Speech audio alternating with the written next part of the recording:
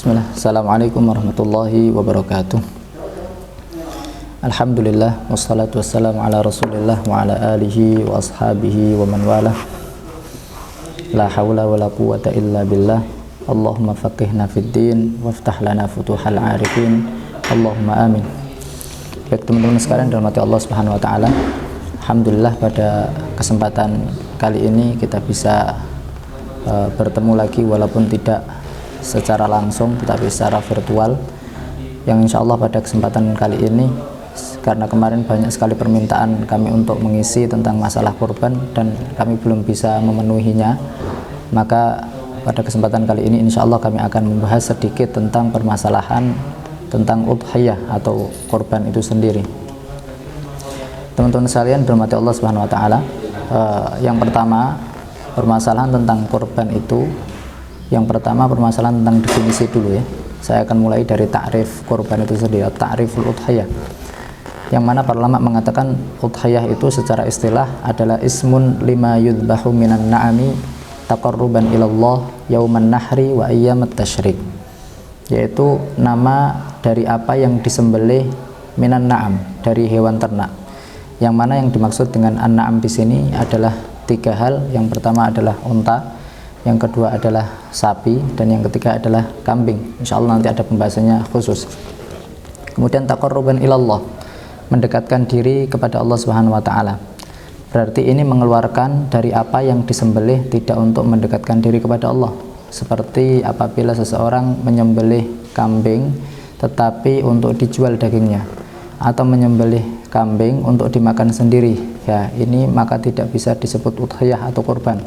Karena udhiyah itu artinya menyembelih yang itu taqarruban ilallah, dengan maksud mendekatkan diri kepada Allah Subhanahu wa taala. Yauman nahri, yaitu yang disembelih di hari nahar, yaitu tanggal 10 Dzulhijjah, wa ayyamat tasyrik, dan hari-hari tasyrik. Di sini definisi ini mengatakan yauman nahri, hari nahar, yang mana hari itu dimulai dari terbit fajar.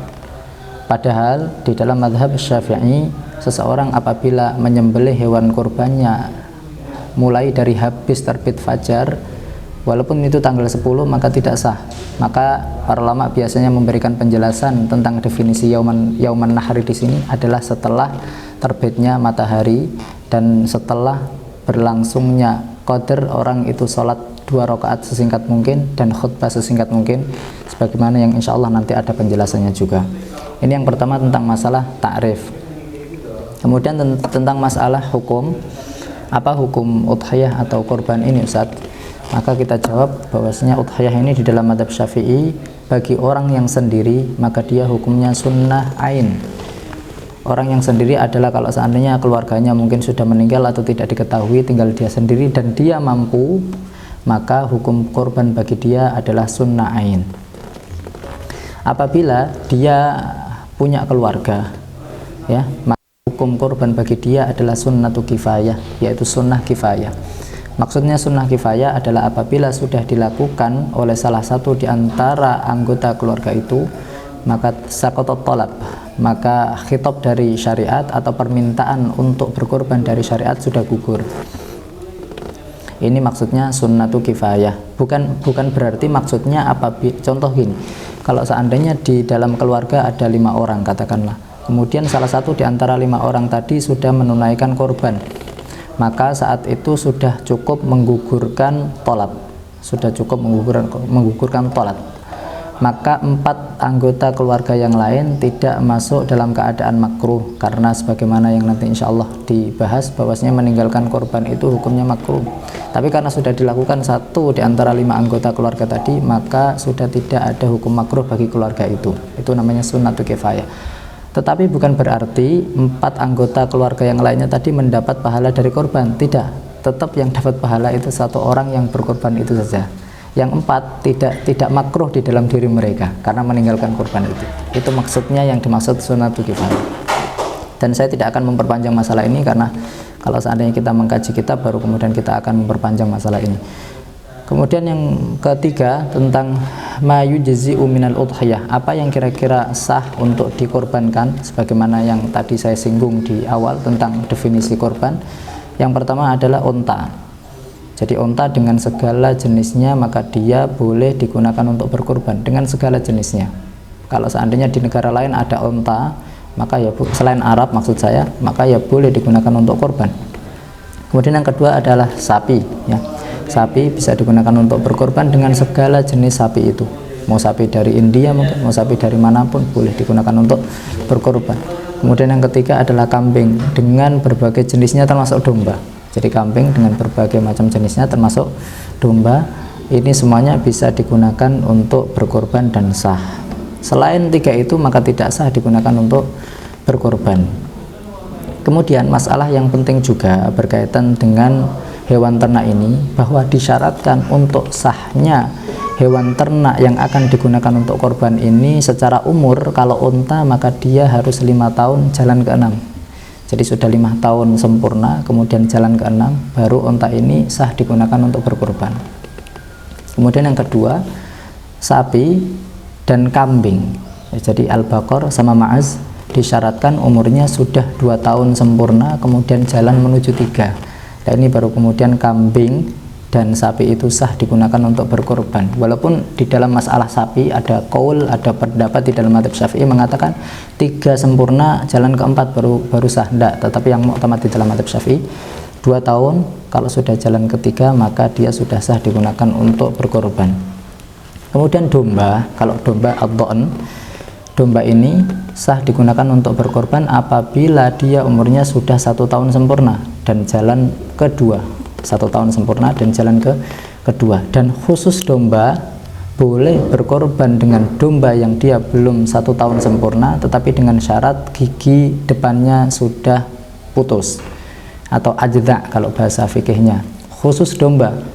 Maka dari perkataan saya itu, kalau seandainya kambing tadi kita syaratkan 2 tahun jalan ke-3, ternyata sebelum 2 tahun sudah terputus gigi depannya, boleh nggak digunakan untuk berkorban Ustaz? Maka saya jawab tidak boleh. Khusus hukum ini khusus domba saja. Begitu pula sapi. Ustaz, saya punya sapi belum 2 tahun tapi sudah ajza, sudah terputus gigi depannya, apakah boleh digunakan untuk korban? Maka saya jawab tidak boleh. Jadi hukum bolehnya digunakan untuk berkorban bagi hewan yang terputus gigi depannya hanya untuk domba saja, tidak untuk selain domba.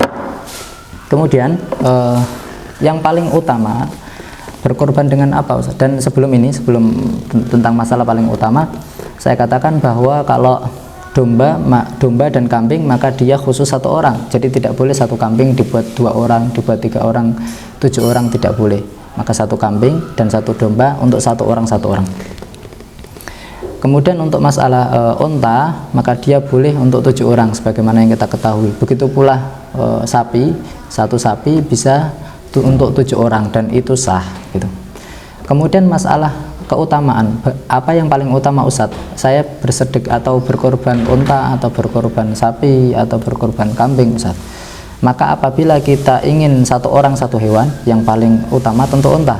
Kalau untuk 1 orang ya, 1 orang berkorban unta, kemudian 1 orang urutannya yang pertama unta, yang kedua sapi, kemudian yang ketiga domba, yang keempat baru kambing. Ini urutan apabila ingin berkorban 1 hewan 1 orang. Tapi apabila ada seseorang ingin berkorban antara 1 sapi untuk 7 orang atau kambing untuk 1 orang, maka di dalam mazhab Syafi'i kita mengatakan lebih utama 1 kambing untuk 1 orang. Ini yang utama di dalam mazhab Syafi'i. Begitu pula kalau seandainya seseorang mengatakan, Ustaz, saya ingin berkorban 7 orang 1 unta Ustaz, lebih baik dari 1 kambing 1 orang atau 1 unta 7 orang Ustaz? Maka saya jawab lebih baik 1 kambing buat 1 orang. Ini yang mu'tamad di dalam mazhab Asy-Syafi'i. Kemudian permasalahan yang selanjutnya tentang masalah aib, tentang masalah kekurangan yang ada di hewan ternak itu sendiri. Atau biasanya para ulama menyebut fasal ini dengan faslun ma la yujzi'u fil udhiyah, apa yang tidak sah untuk dijadikan korban. Yaitu dari hewan kambing, yaitu unta sama sapi tadi, apa ada yang tidak sah Ustaz dijadikan korban? Ada. Yaitu apabila ada aibnya. Aib yang menjadikan korban itu tidak sah adalah aib yang dia mengurangi dagingnya. Itu aib yang menjadikan korbannya tidak sah. Kemudian aib ini sama para ulama dibagi menjadi dua. Yang pertama adalah aib halan, aib yang saat itu langsung mengurangi daging dari hewan itu. Kemudian yang kedua aib yang dia mengurangi dagingnya hewan yang akan dikorbankan, tetapi ma'alan, tetapi selanjutnya, bukan waktu itu, berkelanjutan di waktu kemudian.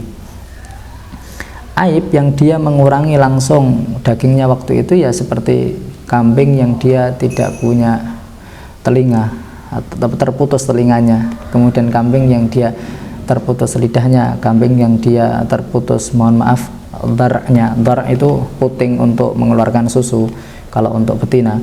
Kemudian kambing yang dia tidak terputus ekornya. Lah, kalau seandainya terputus salah satu di antara 4 yang saya sebutkan tadi, yaitu telinga, kemudian lidah, kemudian ekor, kemudian puting untuk susunya, maka tidak sah digunakan sebagai korban. Jadi ingat perkataan saya, apabila terputus secara sempurna. Bagaimana kalau seandainya sobek saja Ustadz, tetapi masih ada di kambingnya itu? Contohnya, ekornya sobek sedikit, kemudian masih menempel di kambingnya, maka sah digunakan untuk berkorban. Begitu pula kalau seandainya ada kambing sobek telinganya, tetapi telinganya masih ada di kambingnya itu, maka sah digunakan untuk berkorban. Saya katakan tadi, yang tidak sah adalah apabila terputus setelah ada. Dan bagaimana Ustaz apabila secara penciptaan kambing itu tidak punya telinga? Memang dari awalnya sudah tidak punya telinga, bukan terputus seperti masalah yang pertama tadi, maka kita katakan juga tidak sah digunakan untuk berkorban kalau kambing tidak punya telinga. Begitu pula kambing apabila secara penciptaannya tidak punya lidah, tidak sah digunakan untuk berkorban juga. Tetapi apabila kambing secara penciptaan tidak punya dharak, yaitu tidak punya puting untuk mengeluarkan susu bagi kambing betina, maka sah hukumnya digunakan untuk berkorban. Begitu pula apabila kambing secara penciptaannya tidak punya ekor, secara penciptaan, ingat perkataan saya, secara penciptaan tidak punya ekor, maka kambing yang seperti ini sah digunakan untuk berkorban. Jadi saya ulangi lagi bahwa apabila yang pertama permasalahannya, apabila kambing, contohnya ya, kambing kemudian dia terputus telinganya atau terputus lidahnya, terputus puting susunya, terputus ekornya setelah sebelumnya ada, maka itu yang tidak bisa digunakan untuk berkorban. Walaupun terputusnya sedikit dari bagiannya, kayak contohnya bagian telinga sedikit saja terputus setelah sebelumnya ada, atau bagian dari lidah sedikit terputus setelah sebelumnya ada, atau bagian dari puting susunya terputus setelah sebelumnya ada, atau bagian dari ekornya terputus setelah sebelumnya ada, maka dia tidak sah digunakan untuk berkorban. Ini apabila terputus. Bagaimana kalau seandainya sobek saja Ustadz? Ya, kita ulangi lagi yang tadi kita sampaikan. Kalau sobek saja dan masih menempel di binatang itu, maka sah digunakan untuk berkorban. Masalah yang ketiga, bagaimana kalau secara penciptaannya tidak ada telinganya Ustadz, maka tidak sah. Kalau tidak ada lidahnya secara penciptaan Ustadz, tidak sah. Apabila tidak ada puting susunya, sah. Apabila tidak ada ekornya, maka sah. Baik, itu aib yang mengurangi daging halan langsung waktu itu. Bagaimana kalau seandainya aib yang mengurangi daging tetapi ma'al di kemudian hari? Seperti apa Ustadz? Yang pertama seperti al-aura. Al-aura adalah tidak bisa melihat atau mohon maaf buta, gitu bahasa kita. Salah satu dari matanya kambing, itu namanya aura. Tidak sah juga digunakan untuk apa? Untuk berkorban. Bagaimana kalau omya? Omya adalah buta dua-dua matanya, min babil aula, apalagi orang satu mata buta saja tidak sah digunakan untuk korban, apalagi dua matanya. Kemudian yang selanjutnya arja. Arja itu artinya adalah pincang. Nah, ini juga tidak sah digunakan untuk berkorban. Kemudian sakit yang parah, ini juga tidak sah digunakan untuk berkorban. Kenapa? Para ulama mengatakan ini semuanya aib yang mengurangi daging ma'al di kemudian hari, karena biasanya karena sebab aib-aib ini kambing itu jadi makannya sedikit, jadi tidak banyak seperti kambing-kambing biasanya. Oleh karenanya maka seakan-akan aibnya itu mengurangi dagingnya di kemudian hari, karena makannya juga sudah tidak jadi banyak seperti sebelum dia sakit. Dan ingat, aib-aib seperti buta tadi kedua matanya, atau buta salah satu matanya, atau pincang, atau kemudian sakit, itu tidak sah digunakan untuk berkurban apabila sakitnya parah. Tapi kalau seandainya kabur sedikit pandangan kambingnya, maka tetap sah digunakan untuk berkurban. Kalau pincang tapi pincangnya tidak terlalu parah, cuman sedikit saja, maka masih bisa digunakan untuk berkorban. Kalau sakit Ustaz, pilek dan seterusnya tidak terlalu parah, maka masih bisa digunakan untuk berkorban. Ini masalah yang keempat yang saya catat tentang masalah aib yang menjadikan hewan korban itu tidak sah dijadikan korban. Kemudian masalah yang selanjutnya adalah masalah at-taqsim, bagaimana membagi daging yang akan disembelih itu. Baik, hewan korban itu bisa, tadi hukumnya sunnah sebagaimana yang kita jelaskan. Bisa jadi hewan korban ini hukumnya wajib. Kapan dia hewan korban jadi hukumnya wajib? Apabila seseorang bernazar untuk korban, maka saat itu korban hukumnya wajib. Atau bisa jadi nazar ini bukan secara jelas, secara sharih, tapi namanya, kata para ulama, nadrun ja'li, nazar tetapi tidak terlalu sharih. Bagaimana Ustaz contohnya? Seperti ketika seseorang mengatakan ini kambing saya buat korban. Dia tidak mengatakan ini nazar buat korban, tetapi dia mengatakan ini kambing saya buat korban. Maka waktu itu kambingnya jadi nazar langsung. Jadi ini sesuatu yang perlu diperhatikan, terutama bagi kita semuanya, teman-teman sekalian yang mau korban. Kalau seandainya kita ditanya panitia, katakanlah itu buat apa mas kambingnya, kemudian kita mengatakan ini buat korban, maka saat itu kambing kita hukumnya wajib dikorbankan, dan saat itu korban bagi kita itu nazar, wajib. Konsekuensinya apa kalau seandainya kambingnya itu jadi wajib untuk dikorbankan karena dia masuknya nazar? Maka konsekuensinya semua daging dari kambing yang akan kita korbankan itu wajib disedekahkan kepada fakir miskin semuanya. Nggak boleh sahibul korban mengambil walaupun sedikit saja, tidak boleh. Kenapa? Karena hewan korban yang hukumnya wajib itu karena nazar atau karena orang mengatakan ini saya jadikan untuk korban, maka semuanya wajib disedekahkan kepada fakir miskin, karena saat itu juga kambing itu punyanya fakir miskin. Dan ini kira-kira masalah yang sering orang-orang awam itu kemudian salah. Maka solusinya gimana Ustaz? Solusinya kalau seandainya kita ingin mengantarkan hewan kita ke panitia, katakanlah untuk disembelih di Idul Adha nanti, ditanya itu buat apa? Kemudian ini mau saya titipkan ke panitia, gitu saja. Secara lafaz itu tidak menunjukkan nazar, maka saat itu korban bagi kita tetap hukumnya sunnah, tidak wajib. Baik, saya kembali ke masalah pembagian daging tadi. Maka setelah kita tahu ada korban yang hukumnya wajib, ada korban yang hukumnya sunnah, maka kemudian bisa kita tentukan hukumnya. Apabila hukumnya korban itu wajib, maka pembagian dagingnya wajib diberikan kepada fakir miskin semuanya. Ingat, fakir miskin semuanya. Tidak boleh diberikan kepada orang yang kaya. Apa artinya kaya? Kaya artinya pemasukan dia dari mata pencahariannya 1 bulan itu kira-kira kalau hitungannya orang Indonesia itu cukup untuk nafkah dia sendiri dan nafkah orang yang wajib dia nafkahi selama 1 bulan itu. Kalau cukup maka dia disebut orang kaya. Saya ulangi lagi, saya kasih contoh saja biar gampang. Misal seseorang kerja 1 bulan 1 juta gajinya, kemudian kebutuhan dia sendiri, kemudian kebutuhan orang-orang yang wajib dia nafkahi seperti istrinya mungkin kalau punya istri, kemudian anaknya ataupun orang tuanya kalau seandainya fakir, itu juga 1 juta, maka berarti cukup mata pencahariannya yang 1 juta tadi menghidupi dia sendiri dan orang-orang yang wajib dia nafkahi, yaitu 1 juta. Saat itu dia disebut orang kaya karena penghasilan dia dengan pengeluarannya cukup. Bagaimana kalau seandainya penghasilannya 500.000, pengeluarannya 1 juta, saat itu dia disebut orang miskin. Apabila korban tadi hukumnya wajib atau nazar, maka dia wajib disedekahkan, tidak boleh kepada orang kaya, harus mencari orang miskin dan disedekahkan semua dagingnya kepada orang fakir miskin. Baik, ini yang pertama. Bagaimana kalau seandainya korban tadi hukumnya sunnah, ya, karena tidak nadar, hukumnya sunnah yang tadi awal kita sudah jelaskan.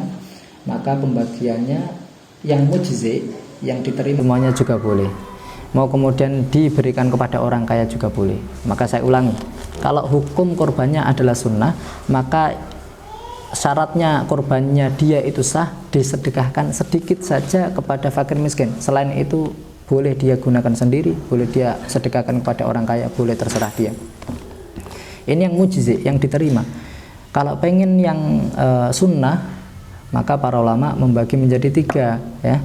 Yang pertama sepertiga untuk dia sendiri, sahibul kurban, kemudian sepertiga disedekahkan kepada orang fakir miskin, sepertiga dihadiahkan kepada orang kaya. Ingat, dihadiahkan. Jadi memberikan kepada orang kaya tidak bisa disebut sedekah, tetapi disebut hadiah sama para ulama.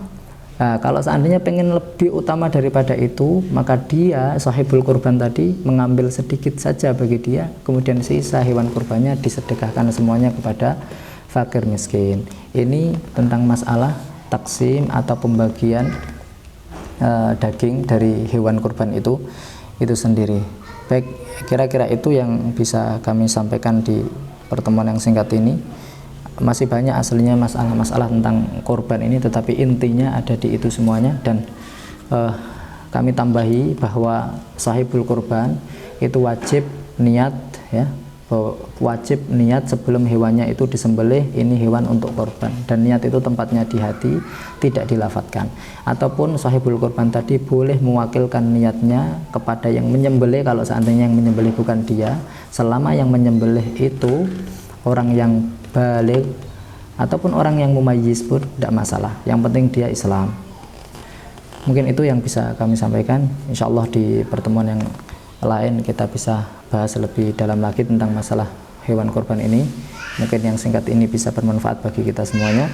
Wassallallahu ala sayyidina Muhammadin wa ala alihi wa sahbihi wasallam. Assalamualaikum warahmatullahi wabarakatuh.